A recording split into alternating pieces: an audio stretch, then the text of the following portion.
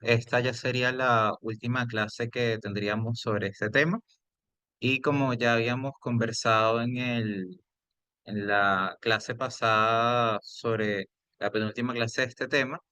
ya a finales de este mes tendríamos la clase que sería sobre la USAID, que además es un tema que va a tener incluso más relevancia para el día de dicha clase, siendo que toda esta semana hay muchos eventos que han estado en desarrollo en torno a la desclasificación de archivos, financiamiento y manejo discrecional de los fondos por parte de dicha agencia siendo desmantelada. Bueno, sean bienvenidos a esta clase. Hoy cerraremos los tópicos que hemos estado abordando ya durante tres clases. Esta sería la última. Y vamos a contextualizar dónde nos quedamos la clase pasada. Estábamos la clase pasada hablando sobre las razones estratégicas y pragmáticas que podrían explicar por qué algunos republicanos ya tenían previsto cierto cambio de la estrategia hacia Venezuela. En los últimos días, además, vemos que han sucedido dos cosas importantes. Primero,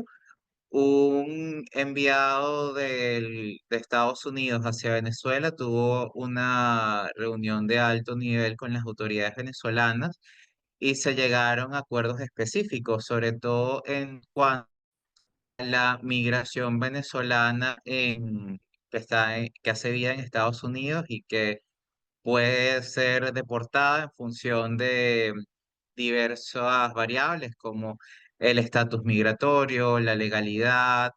la labor que desempeñan en Estados Unidos, el aporte que hacen a dicho país, etcétera. E incluso se cree que ya para en un mes más o menos, comenzarían las deportaciones y el gobierno venezolano se comprometió a recibir los aviones de migrantes, no tiene pues ningún problema con eso, es decir, con recibir a la migración venezolana que está en suelo estadounidense de vuelta a Venezuela. Esto también en relación con lo que habíamos abordado de la última clase y también la anterior, es decir, la segunda clase, vemos ahí que ha evolucionado un poco la posición y la estrategia en cuanto vimos que una de las opciones que estaban, digámoslo así, sobre la mesa era enviar parte de la migración venezolana a El Salvador, por ejemplo, pero vemos que ya en el transcurso de los días, esto ha avanzado y ya las autoridades venezolanas y las autoridades estadounidenses han llegado a ciertos acuerdos importantes. ¿Por qué pasa esto? Bueno, como vemos en la lámina, vemos que hay un enfoque pragmático de Trump. Vemos que, claro, por un lado, ya de hecho en esa administración, ya Trump había mostrado cierto pragmatismo a la hora de querer llegar a entendimientos, acuerdos con líderes considerados adversarios y que además gozaban de baja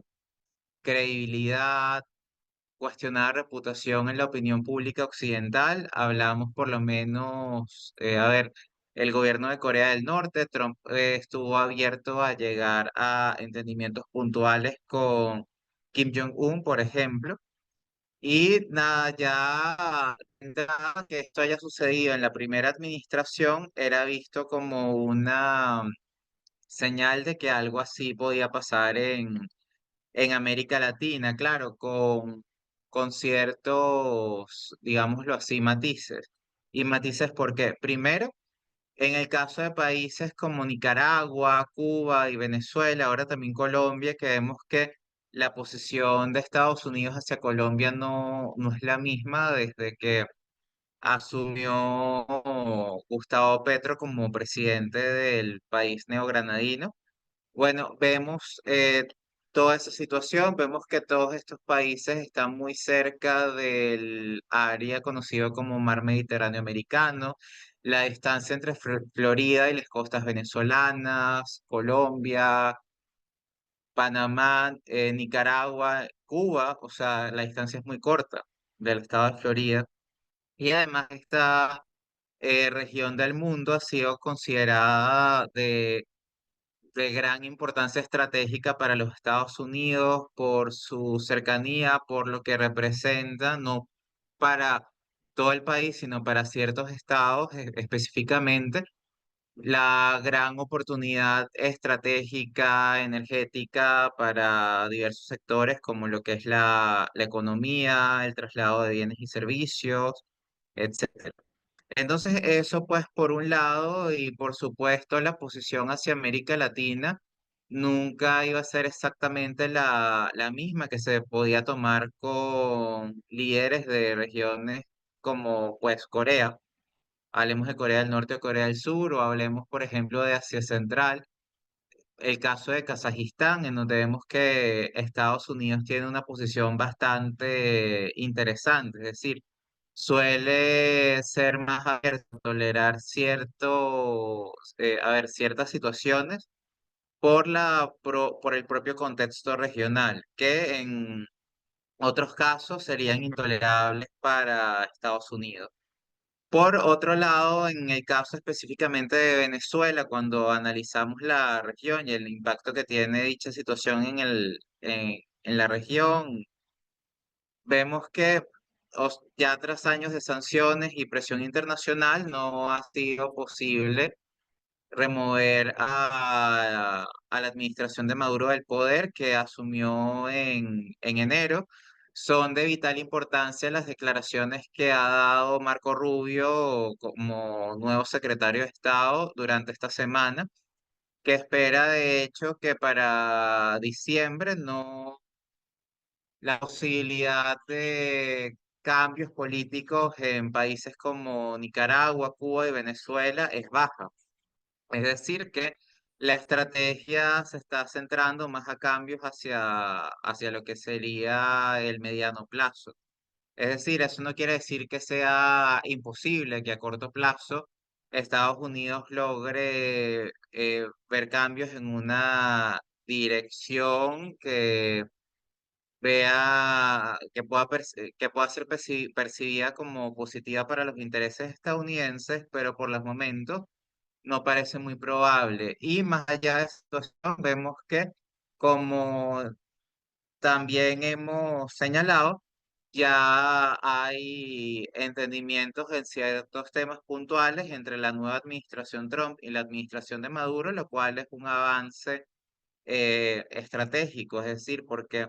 no, los canales de comunicación, si bien siguen siendo débiles, no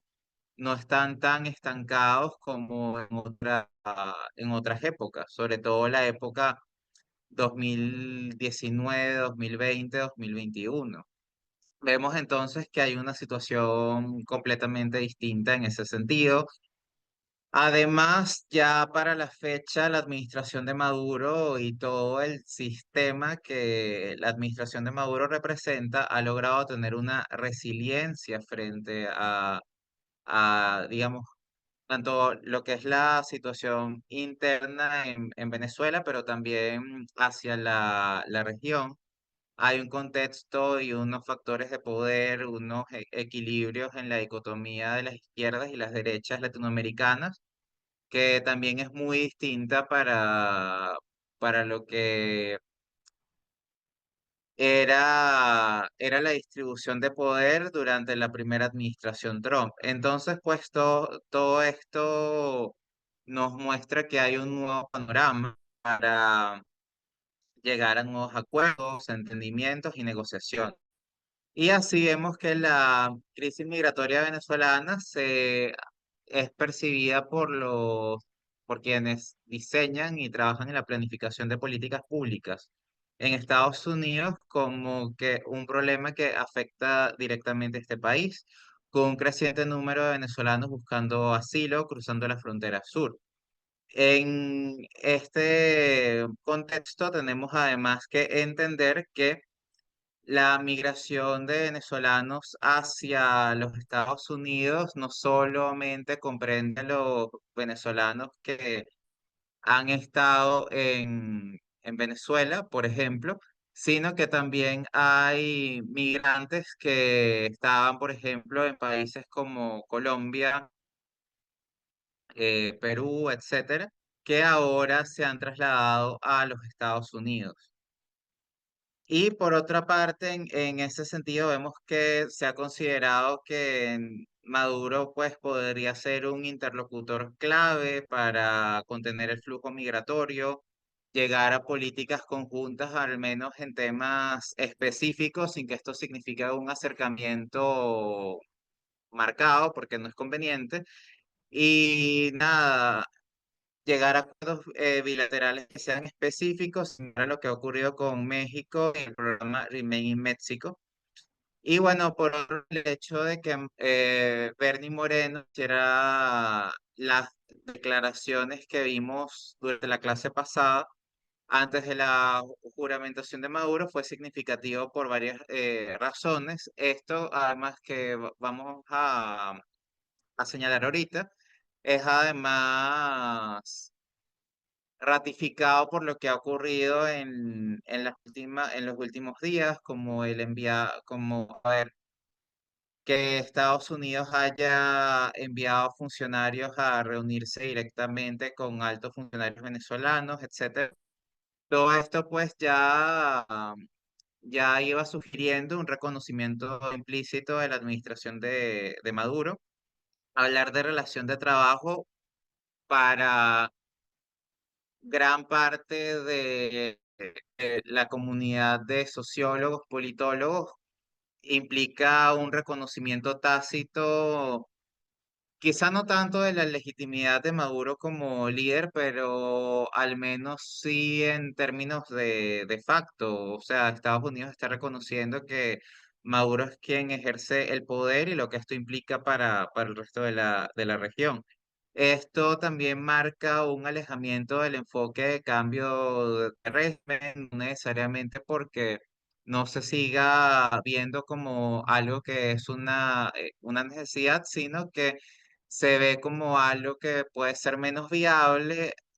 en el contexto regional actual, por lo que ya habíamos hablado de la distribución del poder y las nuevas izquierdas, las nuevas derechas, y también por las experiencias agridulces que hay en el pasado y los fracasos acumulados de la política exterior de Estados Unidos hacia Venezuela. Por otro lado, también se busca evitar un vacío diplomático, más allá de las dudas sobre la juramentación y la legitimidad de Maduro. En cuanto a los cuestionamientos que han existido sobre los comicios presidenciales celebrados a mediados del año pasado, 2024, vemos que no nada más la declaración de Bernie Moreno antes de la juramentación, sino todos los hechos que hemos visto durante los últimos días, todo esto sugiere que ciertos sectores republicanos ya asumían que Maduro iba a continuar en el poder y había que tomar un enfoque pragmático hacia esa situación, hacia esa realidad. Y por otro lado, claro, esto no implica que otros sectores no evaluaran la posibilidad de hacer un esfuerzo renovado para apoyar un gobierno en el exilio o a un Guaidó 2.0, pero esto implicaba riesgos, sobre todo reputacionales para Estados Unidos, que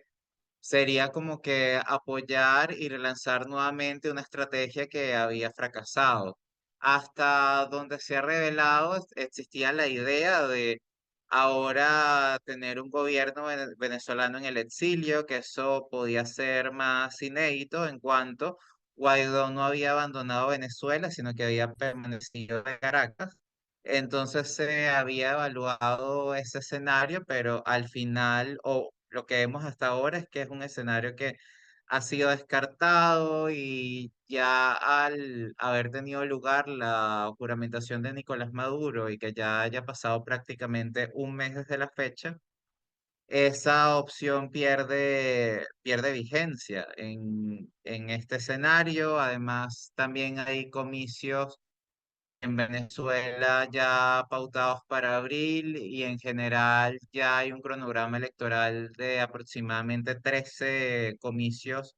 de distintos ámbitos locales, regionales, etcétera, pautados para este año. Razón por la cual, si no se tomaron cartas en el asunto, es un tema que ya no tiene la misma relevancia en la opinión pública.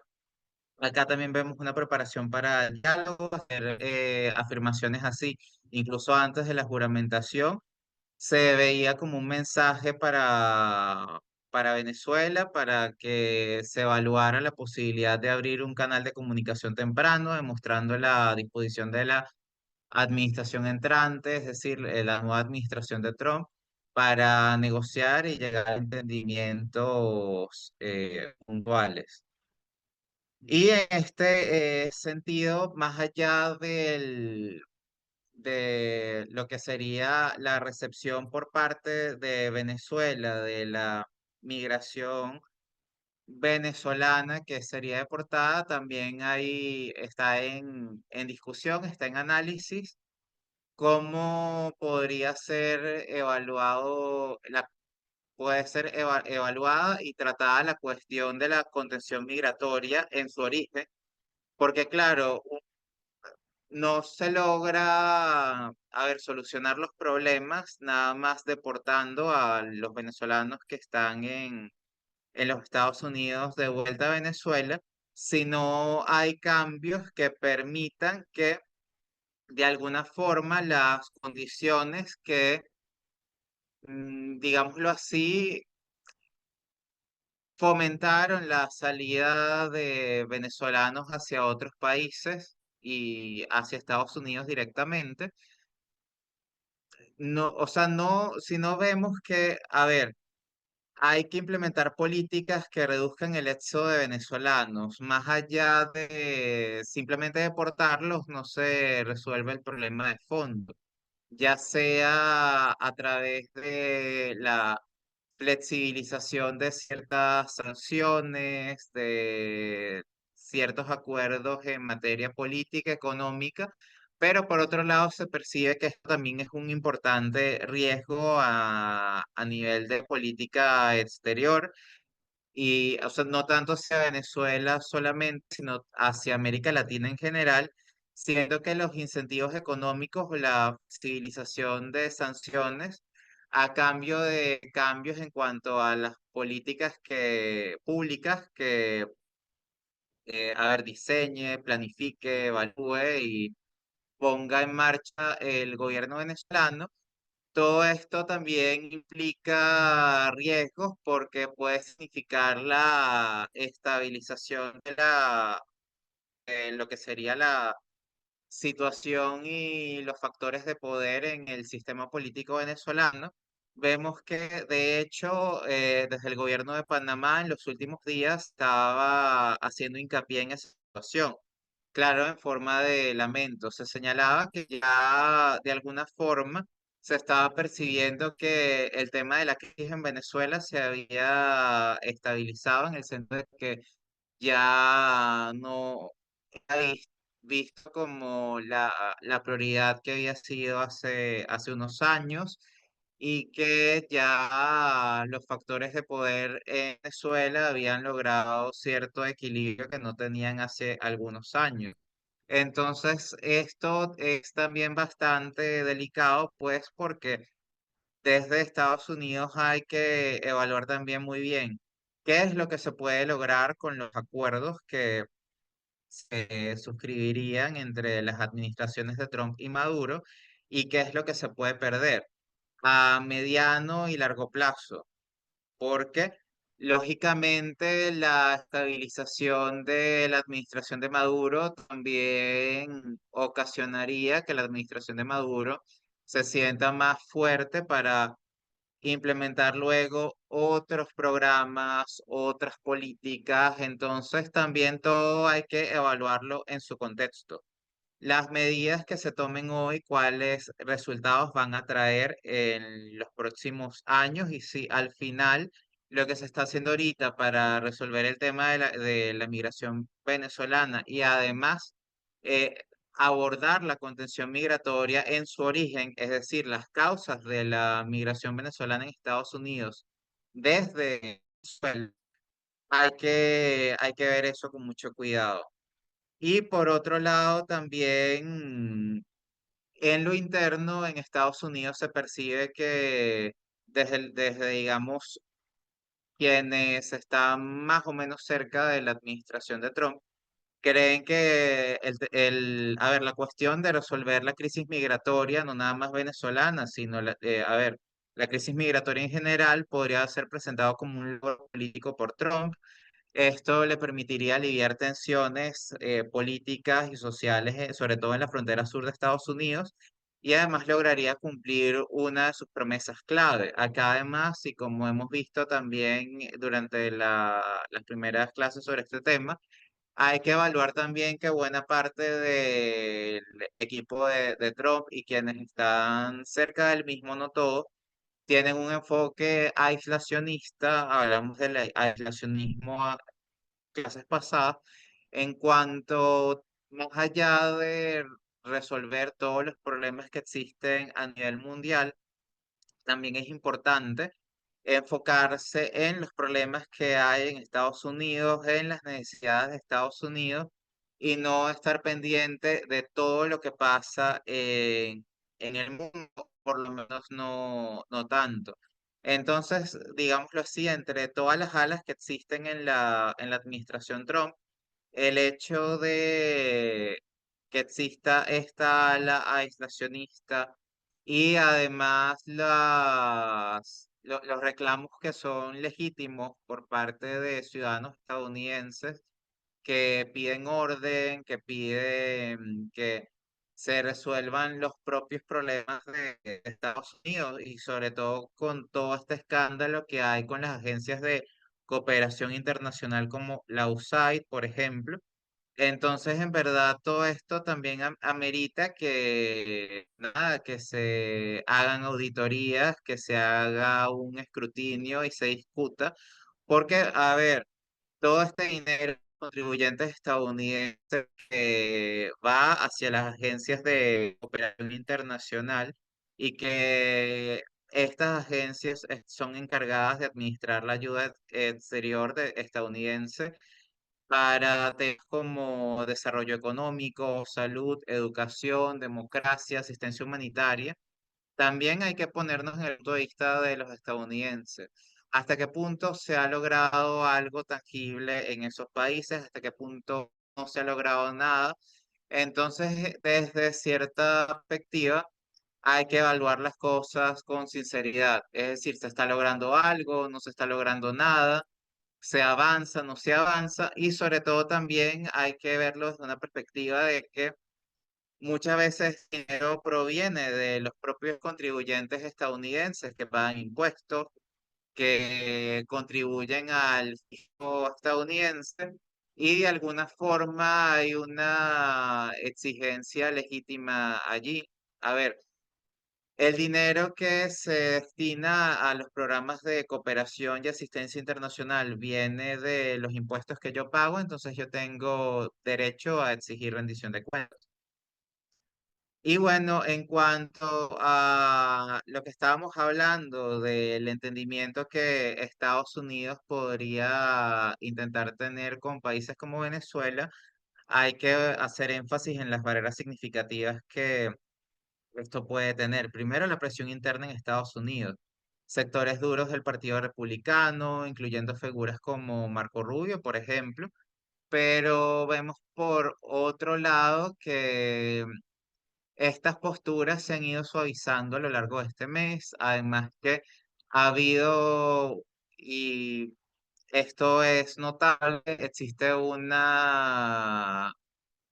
a ver, en la opinión pública deja muy claro que hay una dilatación de las expectativas que se tienen en cuanto a los resultados que, a ver, que se puedan obtener en cuanto a nuevo gobierno más afín a la visión y al criterio estadounidense en Venezuela. Entonces ya esta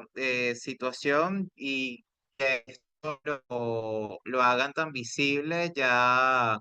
refleja una postura y refleja un nuevo criterio. Por otro lado, existen también razones legítimas para que haya una desconfianza mutua. ¿Por qué? Bueno, por un lado, Maduro podría ver que cualquier acercamiento con Estados Unidos puede ser una estrategia de doble filo para desestabilizar no nada más su gobierno, sino, podríamos decirlo así, una visión del mundo, una visión de la región, porque cuando se está hablando de Venezuela, no nada más hablando de Venezuela, se está hablando también, digámoslo así, de Cuba, de Nicaragua y en menor medida también de otros países como lo es Colombia. Vemos que la postura estadounidense hacia Colombia ha cambiado muchísimo con todo este tema de la migración, el tema pues de las amenazas, de la presión estadounidense hacia Colombia con una economía bastante dependiente de los Estados Unidos. Vemos que la administración de Trump no vacila para ejercer presión con las herramientas que tiene para hacerlo. Y por otro lado, están los intereses de otros actores como China, Rusia y Cuba, que tienen una influencia considerable sobre Maduro y además podrían obstaculizar cualquier acuerdo que perciban contrario a sus intereses estratégicos. Entonces, de alguna forma sí hay un espacio para un acercamiento, pero ese espacio es limitado por muchas barreras, claro, y en lo económico, por otro lado, están los intereses de las transnacionales, están los intereses de Chevron, que específicamente para las operaciones de ciertas refinerías en Estados Unidos, de ciertos mercados específicos que se atienden en los Estados Unidos, el petróleo venezolano, en esas áreas específicas tiene una importancia estratégica. Además, ahí hay que evaluar toda la situación energética mundial que existe hoy en día y también hay que verlo desde esta perspectiva, que se gana prolongando el distanciamiento y que se gana al menos suavizando esta posición y acercándose al menos un poco. Entonces ahí vemos además que todo lo que se asume que va a suceder con las licencias para Chevron, por ejemplo, que se asume que se van a seguir renovando si sigue esta situación. Vemos además, y eso es también objeto de discusión y debate, que esas posturas tan inflexibles hacia ciertos casos no la está mostrando Trump hacia Venezuela, por ejemplo, porque hacia Colombia vemos un Trump que ha sido más firme, ha sido más duro y vemos que con Venezuela hay una reunión entre funcionarios que pues marchó sin grandes inconvenientes, que en la opinión pública, claro, la recepción que vimos, que percibimos de esa reunión, por supuesto, tiene muchísimas interpretaciones según el sector de donde vienen estos análisis, estas opiniones, pero la realidad es esa. Hay un acercamiento en marcha. Y ya pues para hablar sobre Ucrania, y siendo que la última parte de esta clase es sobre este tema, sobre la región de Eurasia, o sea, Rusia en general, para ya ponerle fin a todo este tema, vemos que Trump ha declarado en múltiples ocasiones que estaba en condiciones de resolver la guerra en Ucrania en 24 horas, negociando directamente con Rusia y Ucrania. Hay muchas expectativas sobre ello y si bien esta afirmación la critican de poco realista, indica una preferencia por alcanzar un alto al fuego lo más pronto posible. Y ahí sobre todo está en discusión cómo es que se podría presionar a Ucrania para que haga más concesiones territoriales en todo este contexto que estamos viendo, que además un conflicto que se ha prolongado mucho más de lo esperado, con no nada más vemos que hay un escrutinio de Estados Unidos hacia lo que han representado estos programas de cooperación como la USAID, sino que también vemos que sobre la OTAN también hay un debate, hay una discusión hacia lo que la OTAN representa, hacia lo que significa el financiamiento, el sostenimiento de esta alianza, hasta qué punto conviene, hasta qué punto no, hasta qué punto hay miembros que prácticamente son mantenidos económicamente por otros. Entonces todo esto pues es parte de la realidad que estamos viendo en esta situación. Y bueno, vemos que muchos republicanos aliados de Trump constantemente han criticado lo que sería el nivel de apoyo financiero y militar a Ucrania. Pues porque vemos que, a ver, hay una realidad y es que Trump podría condicionar e incluso reducir drásticamente la asistencia estadounidense y ya de entrada, si eso ocurre, Ucrania quedaría en una situación de vulnerabilidad muchísimo mayor, donde estamos hablando de un territorio que ya tiene importantes debilidades y carencias en materia de a ver, la crisis eléctrica que vive Ucrania, los apagones, la escasez y el deterioro marcado de todos los servicios públicos en general, claro, sobre todo la electricidad, pero todos los servicios públicos enfrentan importantes limitaciones. Entonces no es una situación sostenible a largo plazo y ya en este punto en el que estamos y considerando y teniendo en cuenta cómo ha evolucionado esta situación, pues acá vemos a ver, el trasfondo, base sobre el cual es que se sostenga que se tiene que llegar a concesiones territoriales por parte de Ucrania para llegar a una negociación efectiva entre las dos partes, donde las dos partes puedan salir, digámoslo así, quedándose con algo y donde no, una parte no vaya a simplemente considerar que no tiene nada que ceder hacia la otra y entonces no acepte. Más allá de la complejidad que representa llegar a acuerdos entre Ucrania y Rusia, que han quedado muy afectados con este conflicto. Y pues vemos ahí que por un lado hay entonces una incertidumbre sobre lo que sería el compromiso de Estados Unidos con la OTAN. Además, la disuasión de esta organización, de todo lo que está representando para los contribuyentes estadounidenses y también por otro lado, la poca efectividad que han tenido hasta los momentos las sanciones económicas hacia Rusia. Vemos que por un lado hay una Rusia que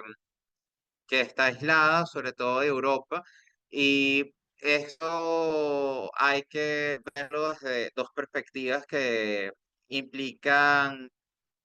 haber riesgos. La primera es que la situación económica rusa, al menos en lo interno, hasta los momentos, no presenta todavía el desgaste que se esperaba. La economía rusa tiene cierta resiliencia, más allá de que existan ciertas variables en cuanto a los indicadores macroeconómicos que sugieren que en unos 3, 4 años la situación de Rusia podría deteriorarse muchísimo. Pero hasta los momentos La situación en Rusia a ver, no es de crisis generalizada. Vemos que incluso para muchos sectores de la economía, a ver, los primeros meses de la guerra fueron mucho más duros que ahora. Hay ciertos trabajos, sobre todo en cuanto a todo lo que tenga que ver con envíos, servicios de encomienda, donde incluso los sueldos han repuntado muchísimo. Entonces, de alguna forma, ciertos sectores de la sociedad rusa que no tenían antes, a ver, hay, hay ciertos sectores de la economía, sobre todo en transporte, donde vemos que en Rusia existen muchas más oportunidades ahora y que la guerra ha ocasionado el repunte de ciertos sectores de la economía. Y ahí tenemos que ver, claro, que hay una situación que implica que hay ciertos trabajos que tienen un mayor riesgo, y por tener un mayor riesgo, más allá de que las probabilidades de que pase algo no siempre sean muy altas, pues los sueldos han tenido un repunte. Entonces vemos que en lo interno hay una percepción de que económicamente los rusos no están mal. Entonces esto hay que verlo con muchísimo cuidado, porque esto también influye, por un lado, en la percepción que los rusos tienen sobre su propio gobierno, pero también en la percepción que los rusos tienen sobre la propia guerra. Si los rusos no ven todavía que, a ver, la guerra está incidiendo de forma negativa en su calidad de vida, eso no se va a traducir en mayores presiones sobre el gobierno ruso, sobre, a ver, exigencias para llegar a un cese inmediato de la guerra. Entonces ahí hay que evaluar cómo hay ciertos mercados, ciertos sectores de la economía rusa que han repuntado, cómo además se ha sabido sortear esa situación para que algunos rusos puedan percibir que están mejor ahora. Y claro, es una situación que, mira, se advierte que no todo es sostenible a mediano o largo plazo, y si este repunte de ciertos sectores no se maneja de forma adecuada, luego eso puede reventar como una burbuja. Pero la realidad es esa, o sea, hasta los momentos eso no se ve, es una expectativa, y las expectativas para cumplirse primero hay que esperar que pase un tiempo. Entonces, bueno, vemos que nada, toda esta situación conlleva a que se busque flexibilizar ciertas cosas para facilitar las negociaciones con Rusia, más allá de que esto pueda generar tensiones con la Unión Europea, que sigue una línea dura contra Moscú. Y esta es la segunda parte que hay que evaluar con mucho cuidado, porque por un lado Rusia, en todo este contexto, ahora tiene como un punto clave de su política exterior acercarse más hacia América Latina. Entonces, esto sucede como consecuencia del aislamiento que Rusia ha visto en Europa, que tradicionalmente ha sido más prioritario para Rusia en cuanto a política exterior que América Latina. Entonces, llevar toda esta situación y dilatarlas a unos años más puede implicar que Rusia tenga un papel más cercano en América Latina, donde Estados Unidos tampoco le conviene perder posiciones en países que actualmente están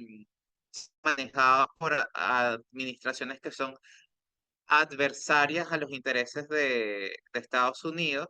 Pero pues si esto no se maneja de forma adecuada, lo que también esto puede ocasionar es que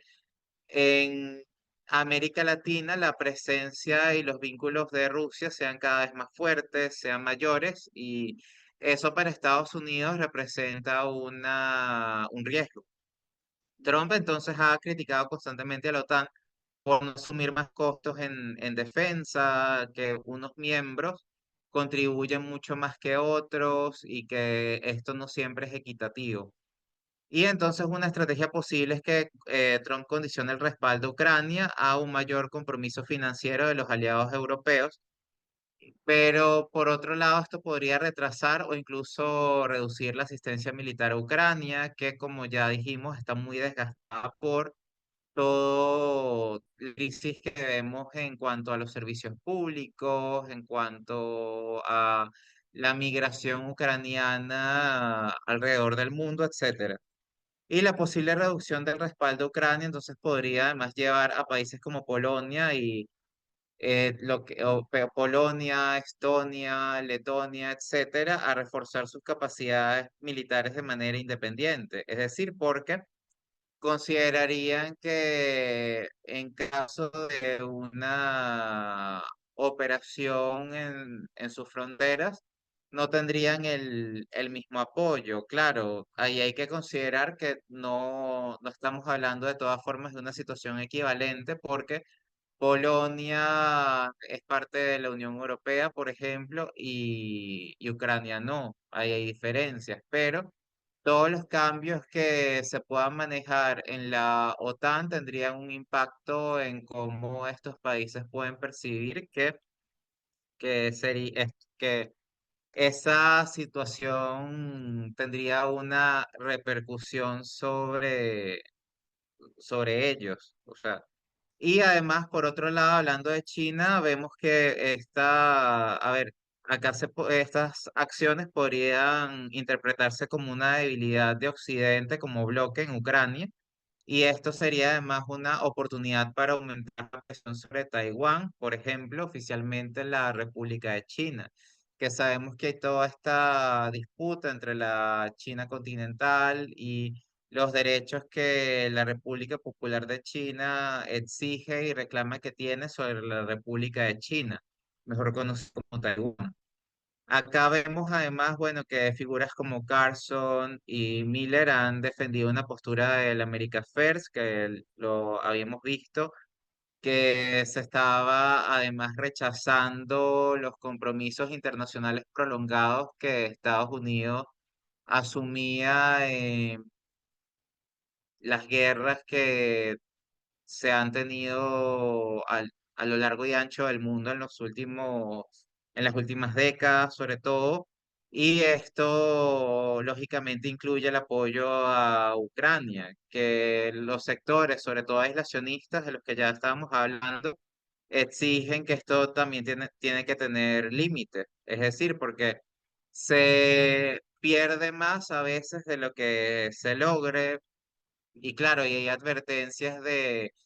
algunos sectores que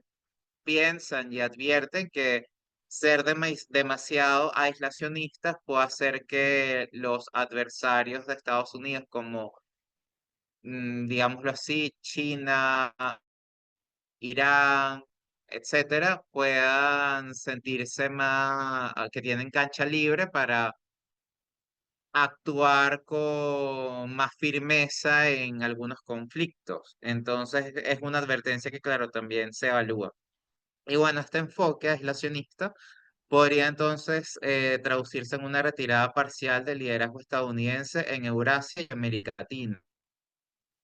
Y acá hay que evaluar muy bien que un menor involucramiento de Estados Unidos abre más espacio para la influencia de China y Rusia en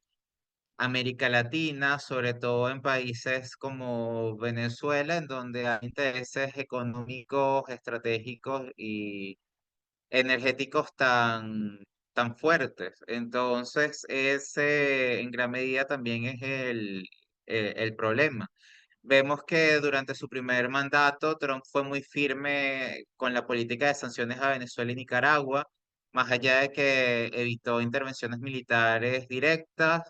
Acá vemos además que en cuanto a la operación Gedeón, que tuvo lugar durante la primera administración Trump, ahorita hay todo un escrutinio y este tema está volviendo a seguir en la opinión pública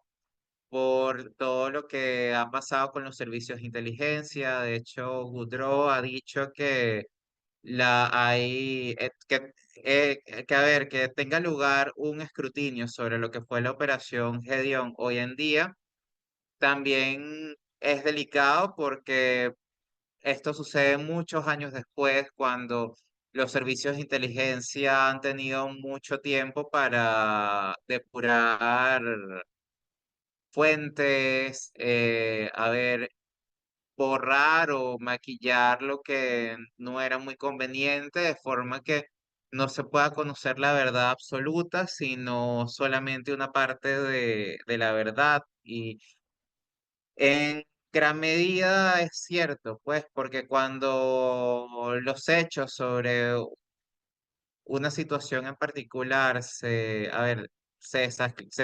cuando todo se desclasifica, pero ya ha pasado mucho tiempo, la oportunidad para limpiar todo ha sido grande, ha sido dilatada, entonces eso hay que verlo y analizarlo muy bien. Entonces, vista toda esta situación, vemos que Trump podría entonces estar adoptando la postura pragmática y conciliadora que pareciera que está tratando de aplicar. Además, por otro lado, sobre todo en relación a estas operaciones, como fue la operación Gedeón, ahí hay que contextualizar toda esta revisión que se tiene sobre servicios de inteligencia como lo es la CIA, sobre su efectividad, sobre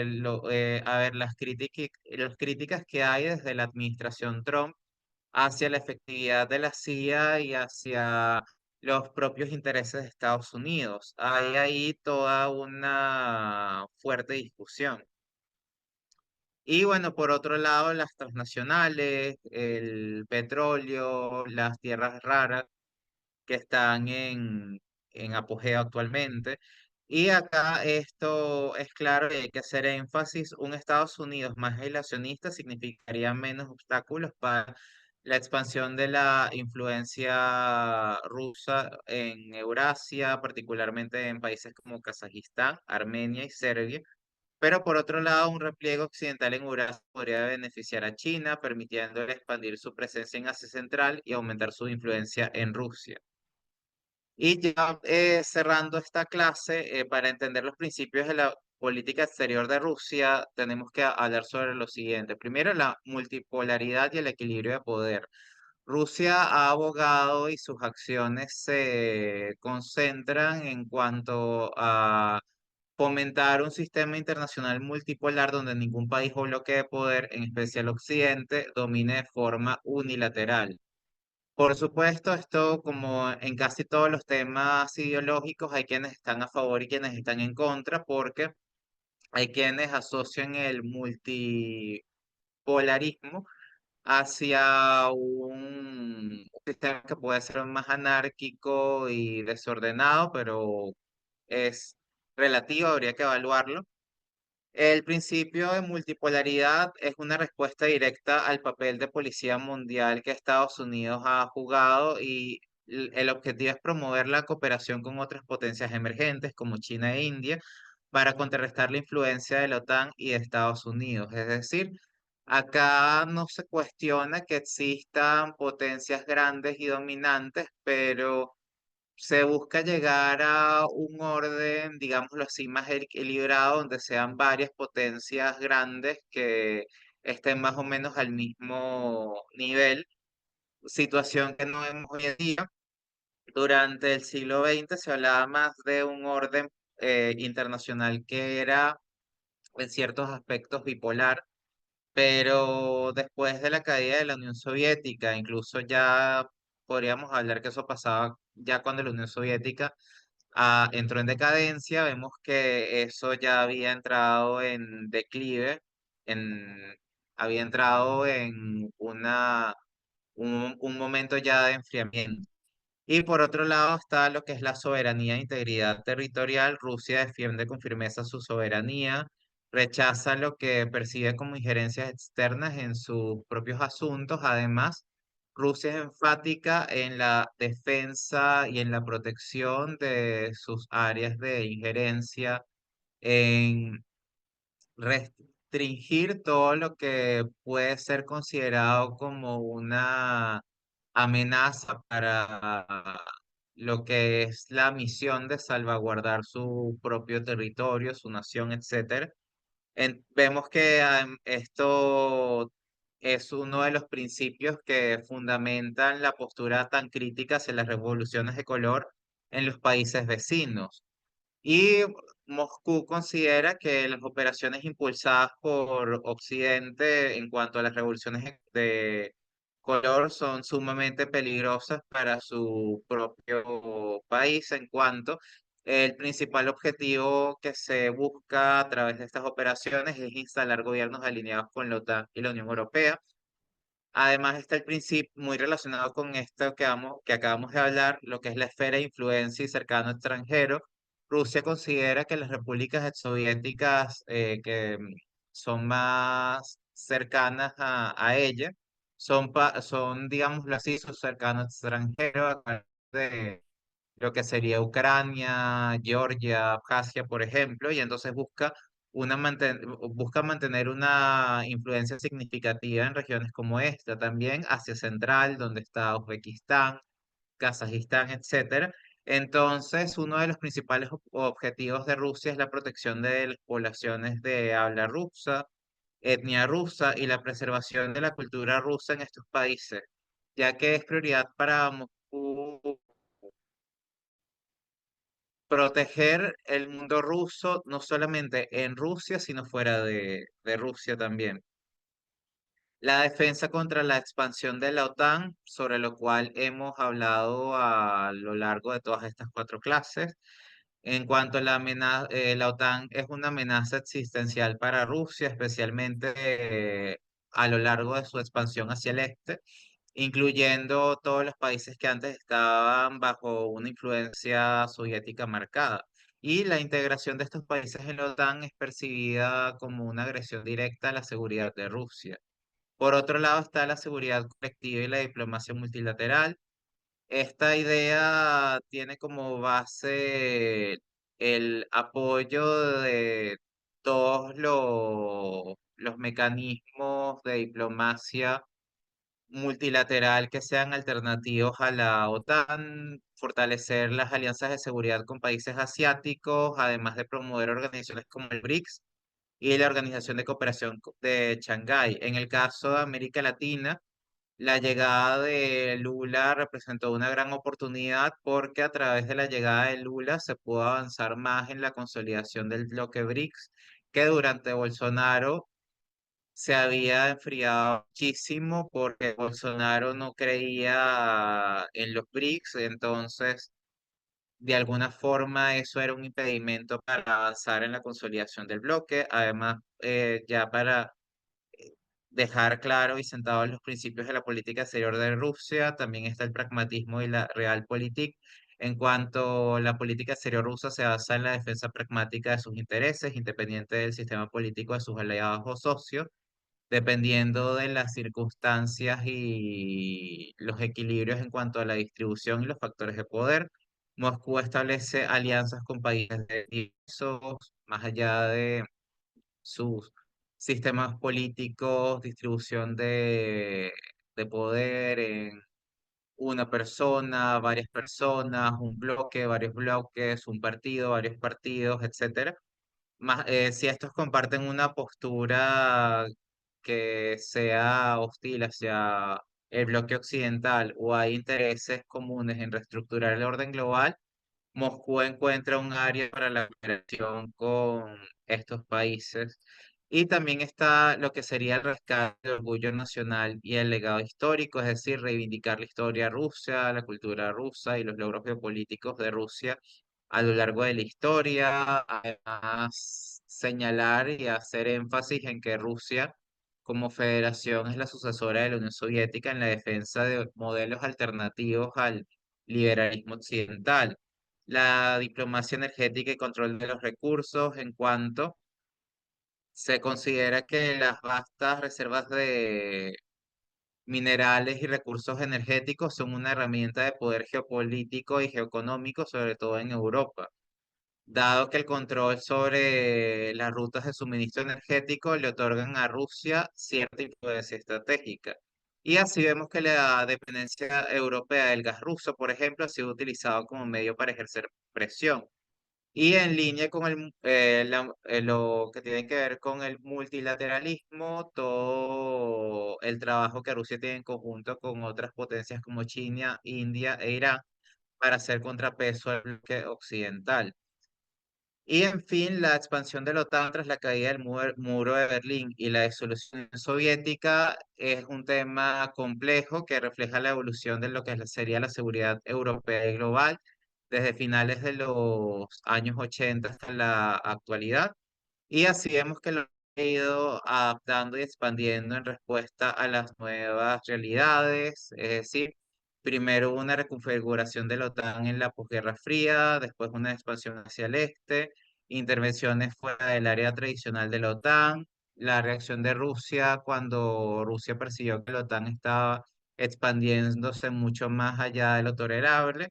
y la relevancia actual de la OTAN y todas las discusiones que existen actualmente sobre esta organización. Y vemos en el caso de Argentina que la dinámica en ciertos países latinoamericanos podría tomar rumbos muy particulares y peculiares este año, dados las renovadas tensiones entre OTAN y Rusia en todos los conflictos activos a nivel mundial, no nada más Ucrania, sino Georgia también. Hablamos sobre Georgia, la primera y la segunda clase, hablamos muchísimo sobre Georgia, y la posibilidad de una política exterior estadounidense más pragmática y aislacionista por parte de la administración de Trump. Bueno, ya de lo que estamos hablando acá y dados los recientes acontecimientos en estos días lo hemos abordado. Y bueno, vemos que desde el punto de vista de Estados Unidos, Venezuela, Nicaragua y Cuba, entonces podrían ver una intensificación de sus relaciones con Rusia, mientras que entonces la administración Trump podría tratar de optar por sanciones selectivas y presiones económicas en lugar de intervenciones activas. Hay una situación donde la influencia rusa en América Latina es una amenaza latente y que está en proceso de profundización. Entonces, a Estados Unidos no le conviene ser tan agresivo como en otros momentos históricos o como había sido la primera administración Trump. Y vemos que toda esta situación parece estar generando también dinámicas en las que América Latina pueda servir de contrapeso a la expansión de la OTAN en Europa del Este, manteniendo nuevos equilibrios de poder global en términos que se pueden pues analizar y discutir a lo largo de este año, dado que, y sobre todo que hemos tenido 4 clases sobre este tema y que ya lo vamos a cerrar. eh, Todavía hay muchas cosas que están en desarrollo y bueno, ya cerrando la clase que estamos llegando a la hora, falta apenas un minuto. Bueno, les doy muchas gracias por su audiencia. Entonces está el espacio para que dejen sus opiniones, comentarios o hagan alguna pregunta. La siguiente clase les anunciarán el día, creo que es en 2 semanas aproximadamente. Vamos a hablar sobre el outside, además que queda perfecto porque justamente ese tema acaba de estallar en la opinión pública y hay todo un escrutinio sobre esa situación.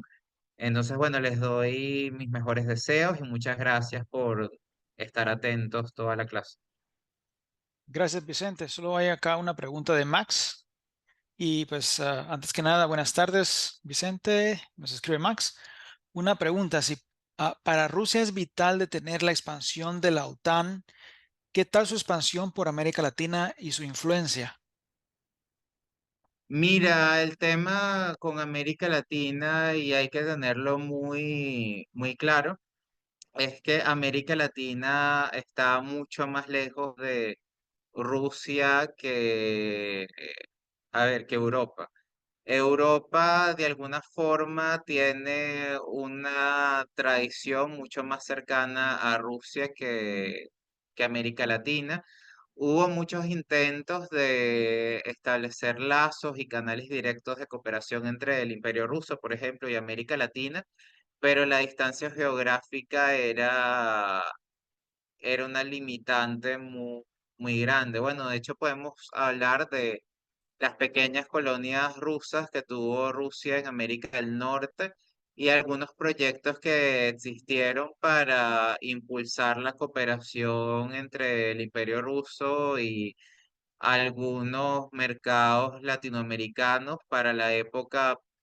preindependentista e independentista. Esto sería finales del siglo XVIII y principios del siglo XIX en América Latina. Vemos incluso que con Caracas, todo el rol que tuvo Caracas con lo que fue los procesos independentistas en muchos países de América Latina, ahí el papel que jugaron figuras tan trascendentales para la historia de América Latina como personajes como Francisco de Miranda, por ejemplo, sí, pero hay una realidad que es que América Latina está mucho más cerca de Estados Unidos en términos geográficos y que Rusia está mucho más cerca de Europa. Además, mira, en términos culturales, lingüísticos, Rusia está más cerca de Europa. De hecho, era la prioridad central de la política exterior rusa y también vemos que todos los recursos que Rusia solía destinar para sus embajadas y para ejercer campañas de influencia, sobre todo en medios de comunicación, la prioridad número uno siempre era Europa, no América Latina. Entonces ahorita estamos viendo un escenario inédito en ese sentido y ahí, claro, también tenemos que ver que el tamaño de la economía rusa no es el mismo que el tamaño de la economía estadounidense. Quizás si Rusia tuviera los mismos recursos para expandir su influencia, lo haría, pero por ejemplo vemos que en ciertos temas de influencia de la opinión pública, de llegar a las poblaciones de América Latina o del bloque occidental en general, los medios rusos se enfocan más